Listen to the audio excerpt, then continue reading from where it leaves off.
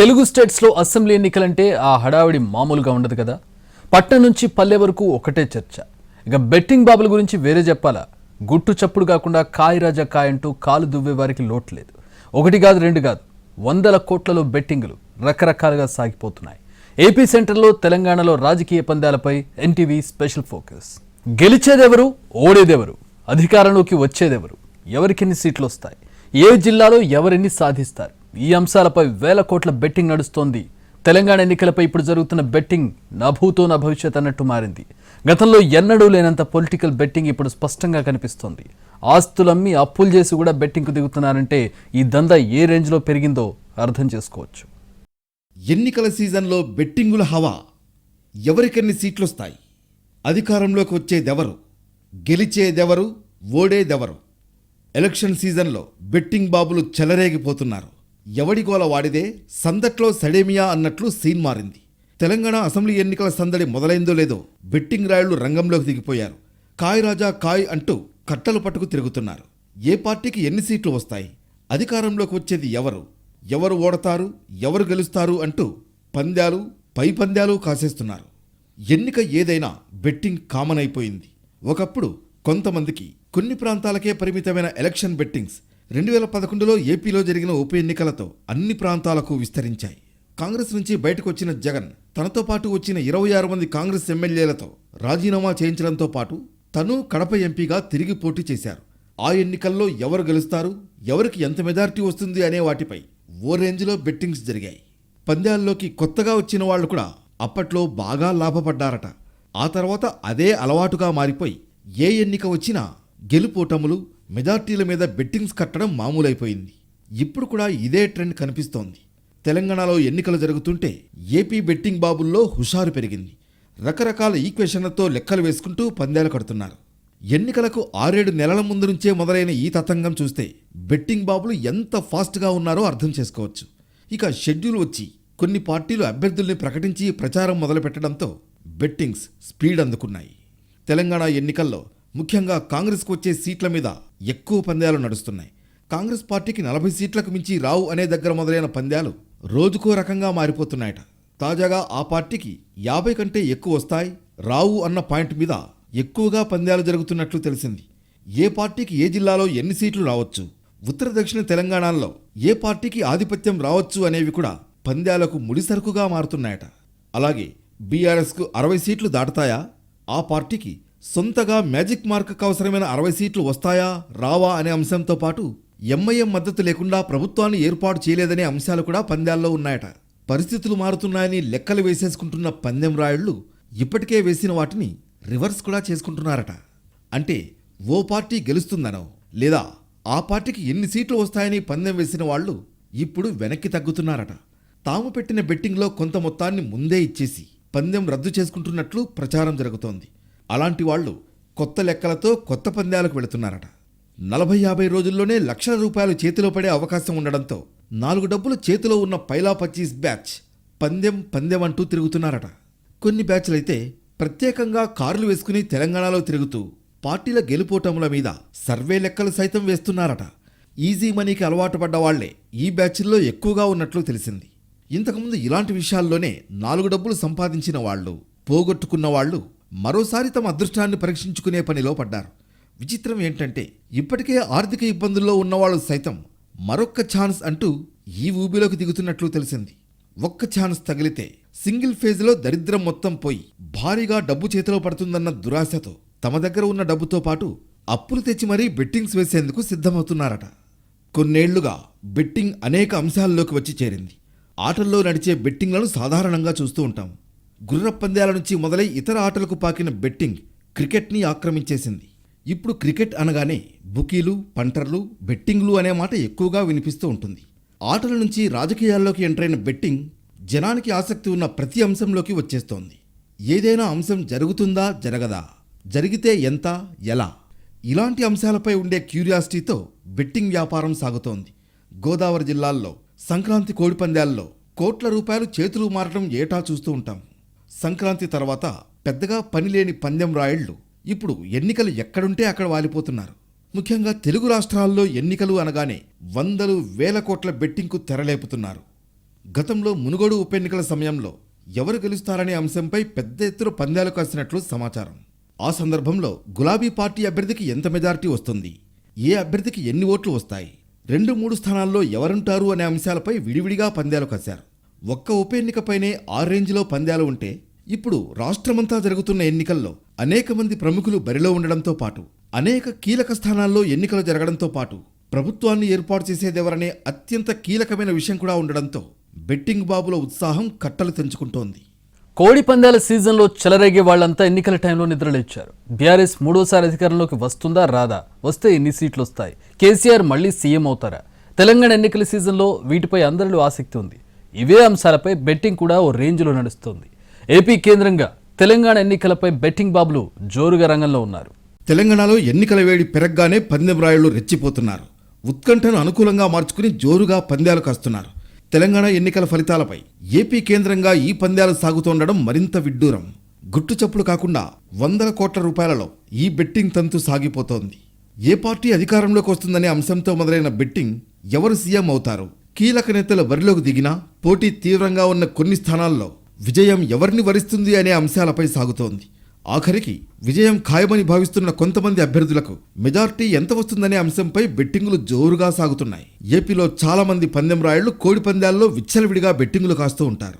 Cricket world cup, IPL లాంటివి వచ్చినప్పుడు ఆ బెట్టింగుల పర్వం మరింత తీవ్రమవుతుంది.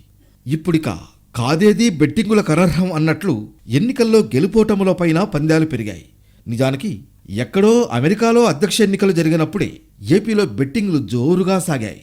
అలాంటిది పొరుగు రాష్ట్రం తెలంగాణలో ఎన్నికలు జరిగితే పందెం రాయుళ్లు బెట్టింగ్లు జరపకుండా ఉంటారా? పైగా తెలంగాణ ఎన్నికలకు ఆంధ్రప్రదేశ్ ప్రజలకు ప్రత్యక్ష సంబంధాలు కూడా ఉన్నాయి. హైదరాబాద్ సహా కొన్ని జిల్లాల్లో సీమాంధ్ర ఓటర్లు భారీ సంఖ్యలో ఉన్నారు. దీంతో తెలంగాణలో బెట్టింగులకు భారీ హైప్ ఏర్పడింది. వందలు వేల కోట్లకు విస్తరిస్తున్న బెట్టింగులు అంత ఆషామాషిగా జరగవు. వాటి వెనుక చాలా క్యాలిక్యులేషన్లు ఉంటాయి, చాలా సర్వేలుంటాయి. ఒక్కోసారి రాజకీయ పార్టీల కంటే నిఖార్సైన సమాచారం బెట్టింగ్ బాబుల దగ్గర ఉంటుందని కూడా చెప్పుకుంటారు. ఎందుకంటే ప్రతి నియోజకవర్గంలో తమ మనుషుల్ని పెట్టి సర్వేలు చేయించి మరీ బెట్టింగ్ నిర్వహిస్తూ ఉంటారు. ఇప్పటికిప్పుడు తెలంగాణ ఎన్నికల పిక్చర్పై బెట్టింగ్ బాబుల దగ్గర ఉన్నన్ని లెక్కలు రాజకీయ పార్టీల దగ్గరైనా ఉంటాయా అంటే సందేహమే. అయితే బెట్టింగ్ ఎప్పుడూ ఒకే అంకెల మీద నడవదు. సమయాన్ని బట్టి పూటపూటకు మారుతూ ఉంటుంది. ఎన్నికల టైంలో జరిగే పరిణామాలు సడన్గా అంచనాలను తలక్రిందులు చేస్తూ ఉంటాయి. ప్రచారం జరిగినంత కాలం ఓ లెక్క, ఎన్నికల ముందు చివరి 4-5 రోజులు మరో లెక్క అనే పరిస్థితి ఉంటుంది. అందుకే బెట్టింగ్ బాబులు కూడా ఏ పూటకు ఆ పూట కొత్త బోర్డు విడుదల చేస్తూ ఉంటారు. ఇది వాట్సాప్ ద్వారా అందులో పాల్గొనే వాళ్ళందరికీ సర్క్యులేట్ అవుతూ ఉంటుంది. ఉదాహరణకు ఈ రోజు నడుస్తున్న బెట్టింగ్ ప్రధానంగా తెలంగాణలో బీఆర్ఎస్కి 63 సీట్లు రావనే అంశం ట్రెండ్ అవుతోంది. అదే సమయంలో బీఆర్ఎస్కి 68 వస్తాయనే లెక్క ఒకటి నడుస్తోంది. అటు కాంగ్రెస్ పార్టీకి 43 దాటవని కొందరు, 47 దాటతాయని కొందరు బెట్టింగులు కాస్తున్నారు. ఇక బీజేపీ విషయానికి వస్తే 4 సీట్లు రావని, 6 సీట్లు వస్తాయని ఇలా డిఫరెంట్ ఈక్వేషన్లతో బెట్టింగులు నడుస్తున్నాయి. ఇవే కాకుండా కేసీఆర్ పోటీ చేసే 2 చోట్ల నెగ్గుతారా లేదా, సిటీలో కాంగ్రెస్ పార్టీకి 2 కంటే ఎక్కువ సీట్లు రావని, రేవంత్ రెడ్డి సీఎం అవుతారా లేదా, కేసీఆర్కి మళ్లీ ఛాన్స్ ఉంటుందా ఉండదా, హంగ్ వస్తుందా రాదా అనే అంశాలు బెట్టింగుల్లో కీలకంగా ఉన్నాయి. ఇక ఈ ఎన్నికల్లో హాట్గా మారిన జిల్లా ఖమ్మం. రాష్ట్రమంతా ఒక లెక్క అయితే ఖమ్మం జిల్లాది మరో లెక్క అనే పరిస్థితి ఉంది. బీఆర్ఎస్ నుంచి కీలక నేతల ఇద్దరు కాంగ్రెస్లో చేరడంతో పాటు ఇతర పార్టీల నుంచి కూడా ముఖ్యమైన నేతలు ఈ జిల్లా నుంచే పోటీ పడడంతో ఖమ్మం ఫలితాలపై బెట్టింగులు జోరుగా నడుస్తున్నాయి. ఖమ్మంలో తుమ్మల గెలుస్తారా లేదా, పాలేరులో ఎవరు గెలుస్తారు, తెలంగాణ అసెంబ్లీలో షర్మిల అడుగు పెడుతుందా లేదా అనే అంశాలపై బెట్టింగులు ప్రధానంగా నడుస్తున్నాయి. తెలంగాణ ఎన్నికలపై ప్రధానంగా భీమవరం సెంట్రిక్గా ఈ పందాలు నడుస్తున్నాయి. బెట్టింగ్ రాయుళ్లు భీమవరంలో ఉన్న ప్రతి జిల్లాలో తమ మనుషులను పెట్టించుకుని సమాచారం తెప్పించుకోవడం, సర్వేలు చేయించుకోవడం ద్వారా ఓ అంచనాకొస్తున్నారు. రాజకీయ నాయకుల కంటే అత్యంత దగ్గరగా విశ్లేషణ చేసుకుంటూ ఏ రోజుకా రోజు బోర్డు విడుదల చేస్తున్నారు. వాటి ఆధారంగా పందాలు నడుస్తున్నాయి. అయితే పోటీ చేసే అభ్యర్థులు ఫైనల్ కావడంతో బెట్టింగ్ ఈక్వేషన్లు మారిపోతున్నాయి. కాంగ్రెస్ జాబితా విడుదలయ్యాక బీఆర్ఎస్కి 3-4 సీట్లు పెరిగాయని బెట్టింగ్ రాయుళ్ల అంచనా. ఇక అన్ని పార్టీల జాబితాలు వచ్చిన తర్వాత మరింత మార్పు ఉండే అవకాశం ఉందని భావిస్తున్నారు. తెలంగాణ ఎన్నికల విషయంలో ఇప్పటి వరకు దాదాపుగా 500 కోట్లు చేతులు మారినట్లు సమాచారం. జాబితాలు ప్రకటించిన తర్వాత, పూర్తి పిక్చర్ వచ్చిన తర్వాత 5,000 కోట్లకు పైగా బెట్టింగులు నడుస్తాయనే అంచనాలున్నాయి. బెట్టింగ్ అంటే గతంలో జూదంలా అదో తప్పుడు వ్యవహారంలా కనిపించేది. కానీ ఇప్పుడు చెడీ చప్పుడు కాకుండా ఓ వ్యాపారం స్థాయికి చేరుతోంది. అలాగని బెట్టింగ్ లీగల్ కాదు, కానీ ఇందులో ఆసక్తిగా పాల్గొనే జనాలు మాత్రం పెరుగుతున్నారు. వస్తే లక్షలొస్తాయనే ఆశతో చాలామంది బెట్టింగ్పై ఆసక్తి చూపుతున్నారు. ఇందులో మధ్యవర్తులకు 5% కమిషన్ కూడా అందడంతో ఇందులో తాము స్వయంగా బెట్టింగ్లో పాల్గొంటూనే మధ్యవర్తులుగా ఉంటూ మరికొన్ని నిర్వహిస్తున్నారు. తెలంగాణలో ఎన్నికల వేడి పెరగగానే పందెంరాయుళ్లు రెచ్చిపోతున్నారు. ఉత్కంఠను అనుకూలంగా మార్చుకుని జోరుగా పందాలు కాస్తున్నారు. తెలంగాణ ఎన్నికల ఫలితాలపై ఏపీ కేంద్రంగా ఈ పందాలు సాగుతుండడం మరింత విడ్డూరం. ఈ ఏడాది కర్ణాటక అసెంబ్లీ ఎన్నికలు జరిగాయి. హోరాహోరీగా జరిగిన పోరులో కాంగ్రెస్ ఘన విజయం సాధించింది. ఎన్నికల ముందు ప్రచారం ఫేజ్ నుంచి ఫలితాలు వచ్చే క్షణం వరకు బెట్టింగ్లు జోరుగా సాగాయి. ఏకంగా 10,000 నుంచి 20,000 కోట్ల మేర వ్యాపారం జరిగినట్లు సమాచారం. కర్ణాటక ఎన్నికల ఫలితాలపై కర్ణాటకతో పాటు ఏపీ, తెలంగాణ, తమిళనాడులోనూ భారీగా పందాలు కాశారు. కాంగ్రెస్, బీజేపీ గెలుపుపై హైదరాబాద్, కొంపల్లి, కూకట్పల్లి, గచ్చిబౌలి, భీమవరం తదితర ప్రాంతాల్లో జోరుగా బెట్టింగ్ సాగింది. పోలింగ్ ముందు వరకు ఓ అంచనాతో ఉన్న బెట్టింగ్ రాయుళ్లు ఎగ్జిట్ పోల్స్ తర్వాత కొత్త ఎత్తులు వేశారు. ఆల్రెడీ వేసిన బెట్టింగులను మార్చుకున్నారు. రివర్స్ బెట్టింగులకు పాల్పడ్డారు. కర్ణాటక ఎన్నికలపై తెలుగు రాష్ట్రాల్లో జోరుగా బెట్టింగులు కొనసాగాయి. బీజేపీ గెలుస్తుందని కొందరు, కాంగ్రెస్ గెలుస్తుందని మరికొందరు, జేడీఎస్ వైపు ఇంకొందరు జోరుగా పందాలు కాశారు. ముఖ్యంగా కర్ణాటక ఎన్నికలకు సంబంధించి భీమవరంలో కోట్లాది రూపాయలు చేతులు మారినట్లు తెలుస్తోంది. మరోపక్క ఎన్నికలకు ఫలితాలకు మధ్య చాలా రోజులు గ్యాప్ వస్తే పందాలన్నీ రివర్స్ అయ్యే పరిస్థితి కూడా గతంలో జరిగింది. క్రికెట్లో ఇన్స్టెంట్ ఫలితాలతో ఏ పూటకు ఆ పూట తాడో పీడో తేలిపోతుంది. దీంతో పెట్టిన డబ్బులు వస్తాయో రావో వెంటనే డిసైడ్ అయిపోతుంది.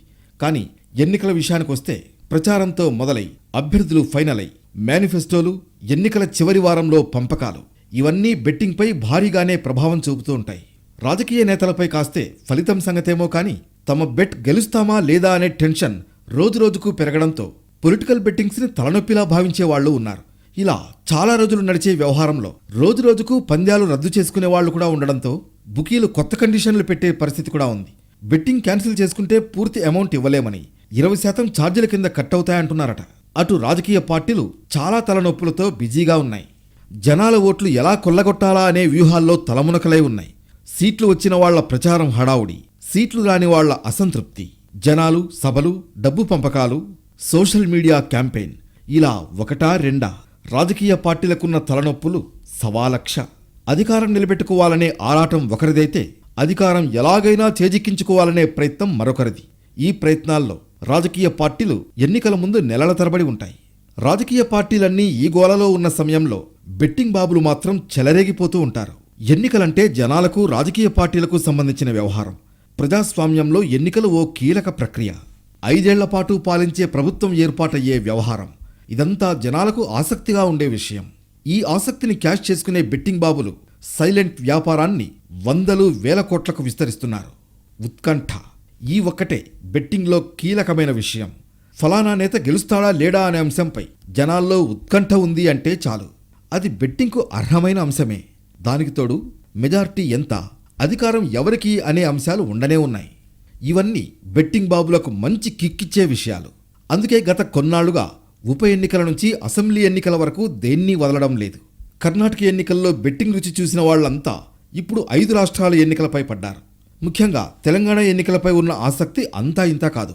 బీఆర్ఎస్ 3వ గెలుస్తుందా లేదా, కాంగ్రెస్ కర్ణాటక బాటలో గెలుపు తీరాన్ని చేరుతుందా, బీజేపీకి ఎన్ని సీట్లొస్తాయి, ఇలాంటి అంశాలను వాడుకుంటూ బెట్టింగ్ దందాను భారీగా నిర్వహిస్తున్నారు. ఏ రూపంలో జరిగే బెట్టింగ్ అయినా, ఏ అంశంపై జరిగే బెట్టింగ్ అయినా చట్ట వ్యతిరేకమే. ఇక్కడ జరిగే మోసాల్ని ఎవరికీ చెప్పుకోలేరు. కొన్నిసార్లు ఆధారాలు కూడా ఉండవు. అయినా అప్పులు చేసి ఆస్తులమ్మి మరీ బరిలోకి దిగే వాళ్ళుంటారు. ఇప్పుడు వరుస ఎన్నికల కాలంలో దేశంలో 1,000 కోట్లు బెట్టింగ్లో చేతులు మారతాయని భావిస్తున్నారు.